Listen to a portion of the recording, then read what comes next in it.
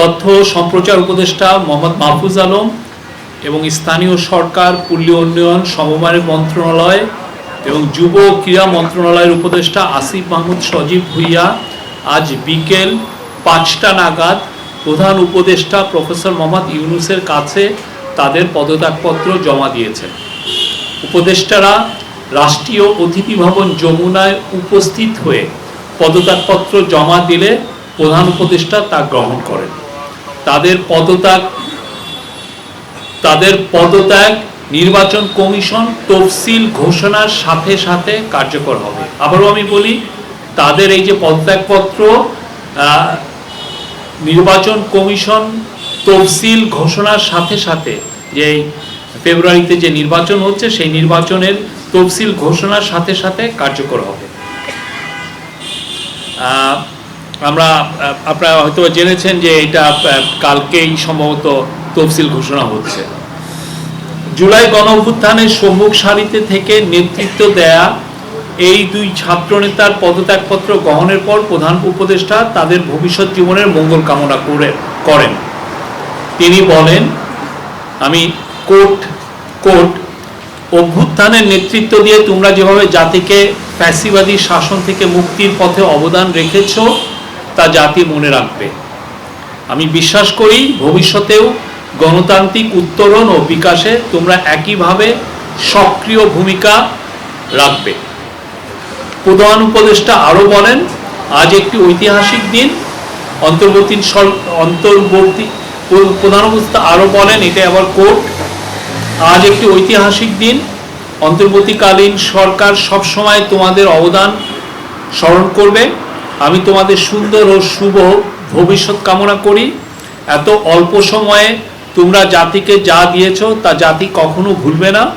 তিনি বলেন, এটি একটি রূপান্তর মাত্র। আমি আশা করি আগামীতে বৃহত্তর পরিমণ্ডলে তোমরা আরো বড় অবদান রাখবে।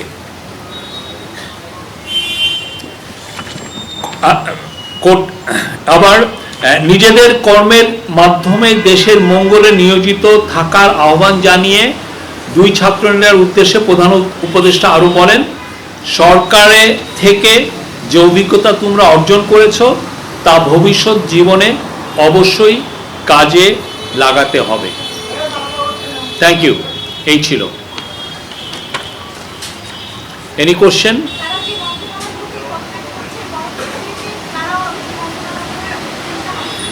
এই বিষয়টা পুরোপুরি প্রধান উপদেষ্টার এখতিয়ার। প্রধান উপদেষ্টা উনি এই বিষয়ে ডিসিশন নেবেন, আপনারা অতি শীঘ্রই জানতে পারবেন।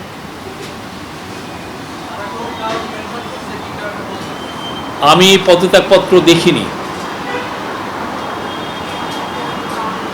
Any question?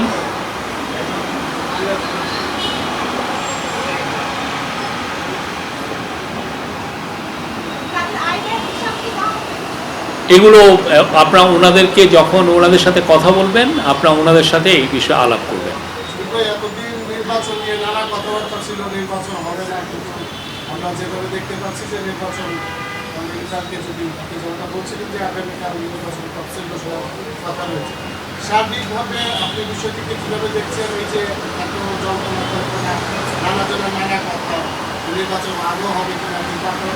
আমরা সরকারের তরফ থেকে সবসময় একই কথা বলছি, নির্বাচন ফেব্রুয়ারির প্রথমার্ধে হবে আমাদের সরকার বলছে। এবং আমরা যখন গ্রামে বা বিভিন্ন ডিস্ট্রিক্ট টাউনে যাই, আমরা দেখেছি সেখানেও নির্বাচনের জোয়ার বইছে। কিন্তু সমস্যা হয়েছে যে কিছু কিছু তথাকথিত কমেন্টেটর যারা ইউটিউবে বা বিভিন্ন টিভিতে বসে এই কনফিউশনগুলো ছড়িয়েছেন, হ্যাঁ, তাদের মধ্যে তথাকথিত কিছু সিনিয়র সাংবাদিকও আছেন। তারা প্রতি মুহূর্তে এই কথা, এতে হয়তোবা আমরা দেখেছি যে এতে ওনারা হয়তোবা কিছু এক্সট্রা কিছু ভিউ পাচ্ছিলেন সেই। কিন্তু আমরা কিন্তু প্রথম থেকেই বলছি নির্বাচন ফেব্রুয়ারির প্রথমার্ধে হবে এবং এই বিষয়ে চিফ অ্যাডভাইজার সবাইকে প্রস্তুতি গ্রহণের কথা বলেছেন। আপনি দেখেছেন যে সব ধরনের প্রস্তুতি এই গভর্নমেন্ট নিচ্ছে। আজকে উনি সারা বাংলাদেশের যত ইউএনও আছে তাদেরকে উদ্দেশ্যে উনি অ্যাড্রেস করেছেন। উনি নির্বাচনের গুরুত্ব আবারও বলেছেন এবং এটা যে ঐতিহাসিক এবং স্মরণীয় নির্বাচন, এই বিষয়ে সবাইকে বলেছেন যে এই বিষয়টা খেয়াল রাখতে হবে। তবে আরেকটা প্রশ্ন হচ্ছে হানা ভোটের বিষয়ে আপনারা বলেছেন যে ব্যাপক প্রচারণা চালানো হবে, কিন্তু আমরা এখনো পর্যন্ত সেভাবে যে গ্রামে গঞ্জে লোকজন জানতে পারছে যে এটা কি বিষয়, প্রচারণা কি শুরু হয়েছে নাকি আমরা অলরেডি অনেক জায়গায় প্রচারণা দেখছি, মানুষের মধ্যে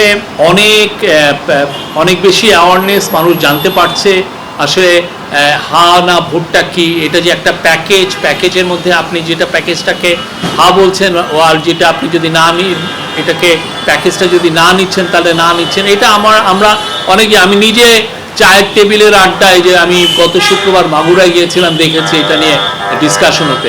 বাট আমাদের তরফ থেকে, গভর্নমেন্টের কালচারাল মিনিস্ট্রি, তথ্য সম্প্রচার মিনিস্ট্রি এবং অন্যান্য গভর্নমেন্টের যত উইং আছে প্লাস ইলেকশন কমিশন, তারা এই বিষয়ে বিপুল উদ্যমে আমি বলবো যে তারা প্রচারণা চালাবেন। আমরা আশা করছি বাংলাদেশের প্রত্যন্ত অঞ্চলে যারা থাকেন তারা পর্যন্ত সবাই জানতে পারবেন এই গণভোটটা কিভাবে, কি কারণে করা হচ্ছে এবং কিভাবে এই হানা ভোটটা দিতে হবে।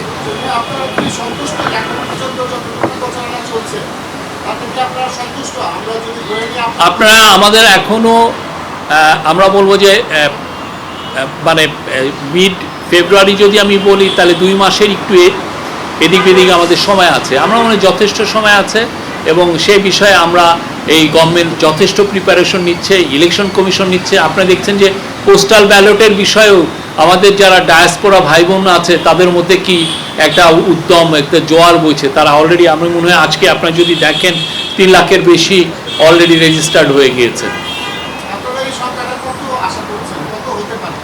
আমরা জানি না, 25শে ডিসেম্বর তো হচ্ছে কাট অফ টাইম, আমরা আশা করছি যত, আমাদের তো ডায়াসপোরা ভাই বোন অনেক, কেউ বলেন 1.5 কোটির মতো, কেউ বলেন 1 কোটি 20 লাখ, আমরা তো চাই সবাই পার্টিসিপেট করুন। আমরা তো চাই যে বাংলাদেশের যত নাগরিক আছেন বিদেশে সবাই এতে লিস্টেড হয়ে সবাই ভোট দিন। অন্য কেউ প্লিজ, আপনার অনেকগুলো কোশ্চেন করুন। আচ্ছা, আর কি